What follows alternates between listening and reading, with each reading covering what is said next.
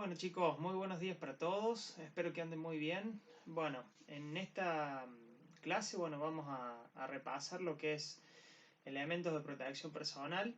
Eh, bueno, eh, Básicamente vamos a definir, para que se entienda qué es lo que es un elemento de protección personal. Yo tengo que descomponer la palabra para entender su significado. Elemento es todo aquello que yo puedo tocar, es decir, que es tangible, es todo elemento, todo accesorio, todo dispositivo que yo lo puedo tocar. Un anteojo de seguridad, una protección respiratoria, casco, calzado, es decir, algo físico que va incorporado a una parte de nuestro cuerpo. Bien, entonces cuando decimos un elemento, algo físico, algo tangible. Cuando decimos de protección, básicamente es porque protege alguna amenaza o algún peligro externo que nos pueda afectar a nosotros en las diferentes partes del cuerpo. Por ejemplo, la presencia de un gas contaminante en el ambiente que al respirarlo nos puede traer consecuencias adversas. Por eso nosotros ponemos una barrera física entre el gas y nuestro sistema respiratorio en este caso.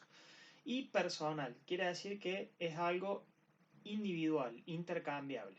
Bien, dependiendo la zona o el peligro que está presente, tanto donde permanezco o al utilizar una herramienta o una máquina o al hacer una tarea dentro del ambiente de trabajo, yo estoy expuesto a diferentes peligros. Bien, si yo quiero evitar que esos peligros finalmente me afecten o yo pueda sufrir un accidente de trabajo, yo tengo que utilizar todos estos elementos de protección personal que ni más ni menos van a poner una barrera física entre eso que nos puede amenazar o que nos está afectando, no, potencialmente nos puede afectar y nuestro cuerpo. Bien, a ver, nosotros tenemos varias vías de ingreso para que una situación nos pueda perjudicar o algún elemento, algún contaminante en el ambiente, e independientemente de su estado físico, químico, biológico, pueda penetrar en nuestro cuerpo. Bien,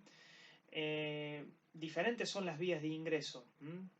Generalmente, en lo que es contaminantes que están presentes en el aire, las tres principales vías son a través de la ingesta, a través de la respiración y a través de la vía dérmica. Bien, también a través de los ojos, en el caso de los microorganismos, pero más allá de los contaminantes presentes en el aire, puede haber alguna manifestación energética, como por ejemplo la proyección de una partícula o algún traumatismo que suframos con algún golpe, con algún objeto tangible que también nos puede afectar.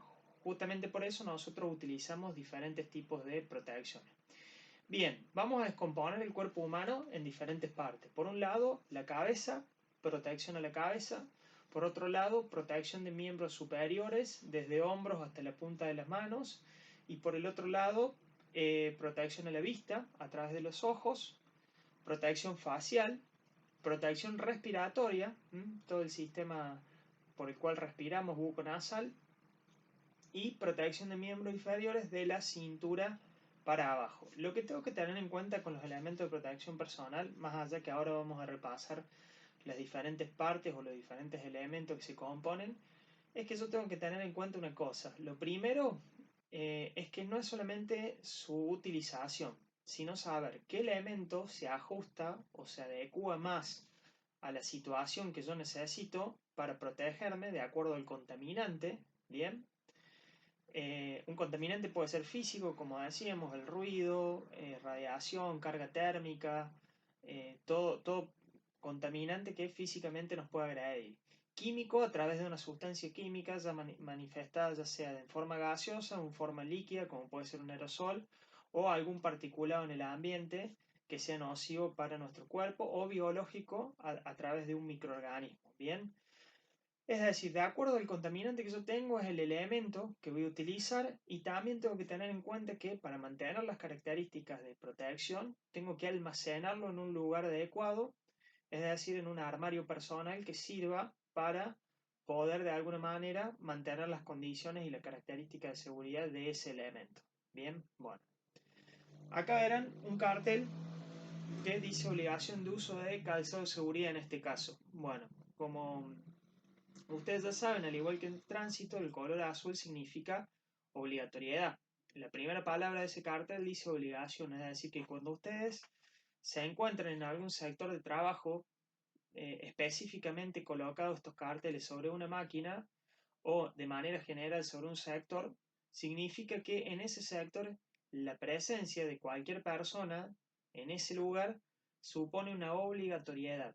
Es decir, que es una norma de la empresa o del sector que nosotros tenemos que cumplir.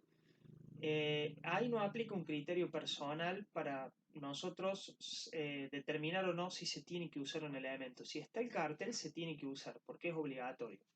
Es como una norma de tránsito. Están para cumplirlas, digamos, y no para discutirlas o no para, digamos, no cumplimentarlas en este caso. Se deben cumplir tal cual lo dice. Entonces es importante que los ambientes de trabajo estén señalizados, tengan sus lugares específicos para almacenarlos y se utilicen en base a una evaluación de peligro que se haga previamente para poder determinar la necesidad de su uso. Bien, bueno. Ahora vamos a ir en sí. Entonces dijimos, utilización, determinación de uso, es decir, qué elementos hay que usar, colocación de cartelería, colocación de armarios personales para guardarlos y ahora vamos a ir al uso. Bien. El primer responsable para almacenar y cuidar los elementos y usarlos es el trabajador. El supervisor o el encargado de planta deberá controlar que estos elementos se usen, pero la seguridad depende de cada uno. La empresa, obviamente, la pregunta sería cuándo se debería reponer o reemplazar un elemento de protección personal cuando ha perdido alguna característica de protección. Por ejemplo, cuando un anteojo de seguridad está rayado o cuando un casco, en este caso, tiene el arnés roto interno, por ejemplo. O diferentes tipos de situaciones que pueden pasar. Por ejemplo, una protección facial con un filtro, en este caso, saturado, o puede ser un guante que está roto en alguno de las puntas de los dedos. Bien, eso como para tenerlo en cuenta. Pero ahora vamos a ir a lo más importante, es decir, cómo yo lo utilizo. Como decíamos anteriores que habíamos clasificado las protecciones, vamos a empezar con protección en la cabeza. A ver, básicamente protección en la cabeza involucra lo que es el cráneo, es decir, por decirlo físicamente de alguna manera, de las cejas para arriba, todo lo que es cabeza. Aquí en mi mano yo tengo el elemento de protección más común, que es el casco de seguridad, pero puede ser para el caso de una enfermera una cofia para evitar propagación de vectores biológicos, o puede ser cualquier tipo de otro elemento de protección que cubra la cabeza ante una tarea puntual. El más común es el casco, muy discutido muchas veces porque uno dice, o generalmente se dice, ¿para qué se usa un casco? ¿Qué se me va a caer si acá no hay nada? Y bueno, es importante tener en cuenta que los cascos vienen de diferentes clases o tipos y cada tipo previene peligros distintos. El casco no solamente protege el tema de los impactos, sino tiene otras funciones que previenen peligros, ¿bien? El casco se compone de dos partes, lo que ustedes ven acá, esto gris, es desmontable, es básicamente lo que es el arnés de seguridad del casco, ¿bien? ¿Qué es esto? Su función característica es amortiguar los impactos que pueden surgir de algún tipo de golpes o de elementos que pueden impactar en la cabeza. La carcasa, que es esto solo, que básicamente es la barrera física, ¿no es cierto?, que protege el impacto en este caso de la energía que se proyecta.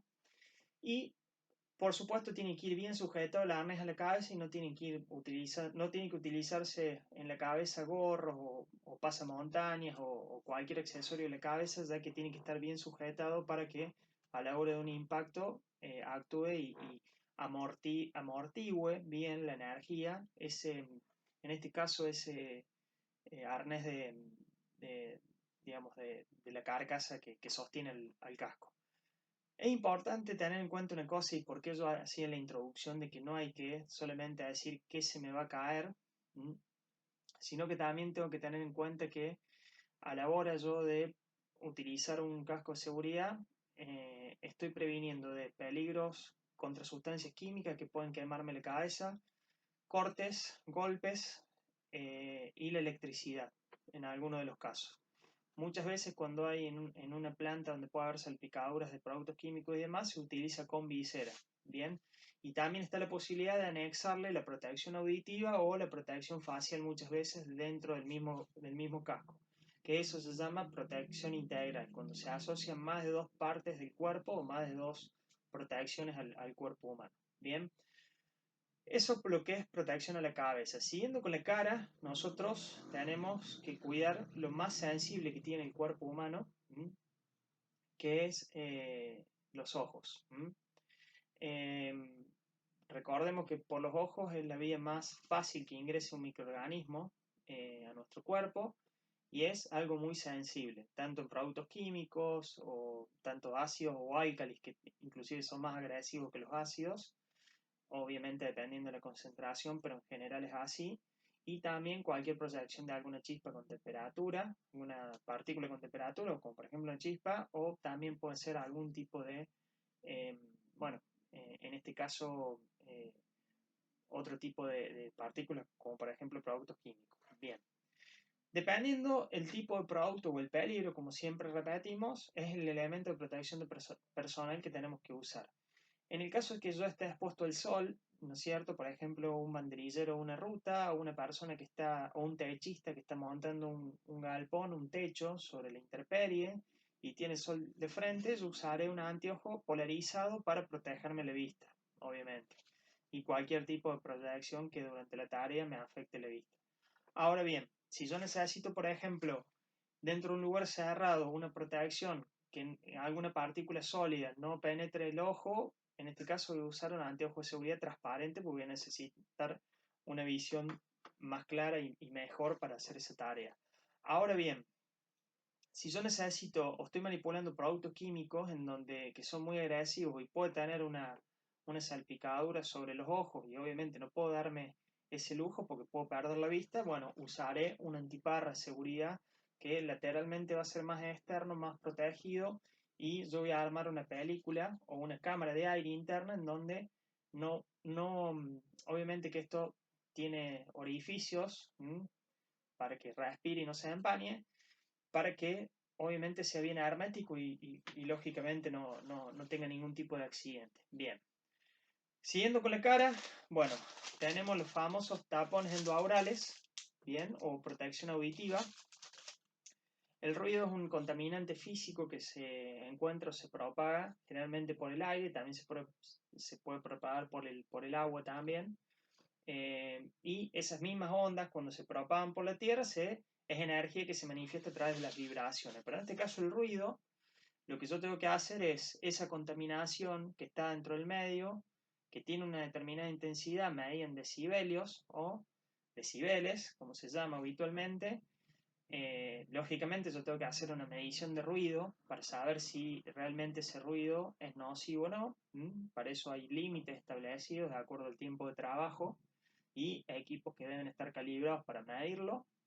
Y si se determina que, obviamente, con una cartelería, en este caso, que haya obligación de utilización de protección auditiva, yo lo que tendría que hacer en ese caso es, eh, bueno, básicamente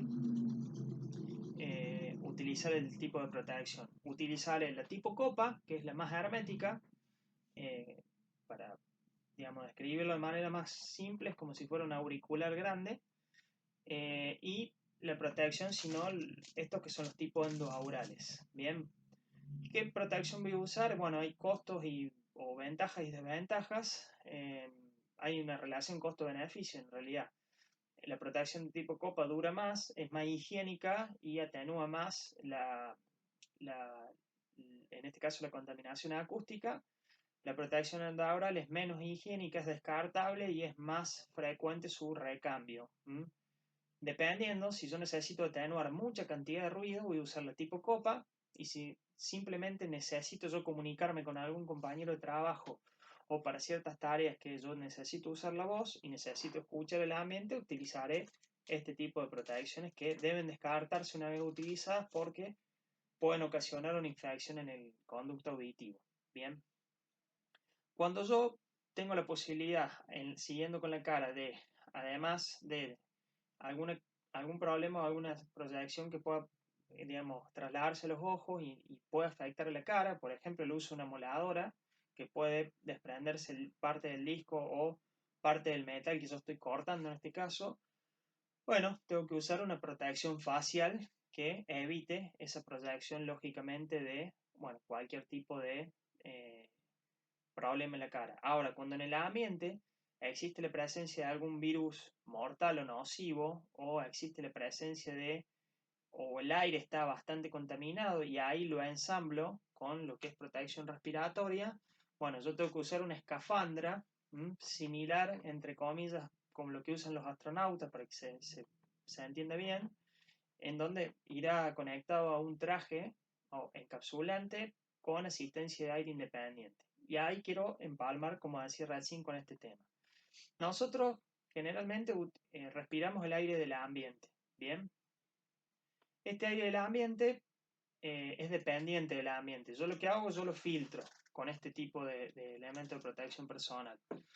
Es decir, lo respiro y filtro ya sea con un barbijo o con una protección facial. Ahora bien, cuando el aire está muy contaminado, ya sea con un virus de manera biológica o de manera química con algún gas, por ejemplo cloro, yo necesito una asistencia independiente con, por ejemplo, un equipo de suministro de aire, un compresor o una línea asistida donde yo filtre ese aire y lo respire. Por eso, dependiendo del contaminante, siempre es el elemento de protección que tengo que usar. Por ejemplo, si manipulo polvos, yo una mascarilla o un barbijo me es suficiente. Ahora, cuando yo manipulo gases, tengo que usar este tipo de protección. Bien, siguiendo con el mismo concepto, voy a aplicarlo a la protección a los pies. Si yo necesito cubrir, por ejemplo, partes de piezas o brasas que se puedan proyectar o con temperatura, este calzado de seguridad, si bien tiene puntera, no me va a servir. Voy a tener que cubrir los tobillos y usaré un borseo de seguridad. Ahora, si manipulo, por ejemplo, una, una tarea donde requiere el uso de productos químicos, tampoco me va a servir estos dos tipos de calza o voy a necesitar una bota impermeable. Lo mismo la ropa de trabajo. Utilizaré una camisa antiácida ante salpicaduras o ante grandes cantidades de manipulación de grandes volúmenes. Utilizaré un equipo de PVC. De acuerdo a lo que hago es lo que uso, básicamente. Lo mismo pasa por los guantes. Yo obviamente con este tipo de guantes de algodón o con este de tela abrasivo voy a poder sujetar una caja sin problemas, pero por ejemplo este guante no voy a poder utilizarlo para superficies filosas porque me voy a cortar, lo mismo que tampoco para superficies con temperatura o que se proyecten chispas. Utilizaré un guante de baqueta o de badana. Lo mismo para un cocinero cuando tiene que manipular una olla. Va a tener que usar un guante que sea apto para este tipo de, peligro, para que no se queme la persona, en este caso el cocinero. De acuerdo al elemento que se usa, de acuerdo al peligro que se encuentra, es el elemento que se usa. Guantes, lo mismo, calzado de seguridad, protección a la vista, protección a la cabeza. Y también hay una protección que es la que tenemos que tener en cuenta, que es la protección integral. Por ejemplo, el arnés de seguridad, que cuando yo estoy expuesto a más de 2 metros de altura o cuando estoy sobre un nivel cero pero hay un desnivel mayor a 2 metros, por ejemplo, estoy próximo a un barranco, bueno, y puede ser que se esté haciendo una tarea ahí, bueno, la persona tiene que usar arnés de seguridad en este caso o cualquier tarea con riesgo de caída de distinto nivel. Bueno, eso es resumiendo lo que es el elemento de protección personal. Hay que saber determinar cuándo usarlo, dónde usarlo, usarlo de manera correcta, almacenarlo de manera correcta y respetar la cartelería cuando lo indique así que es obligatorio el uso. Bueno, desde ya muchas gracias y bueno, espero que anden muy bien.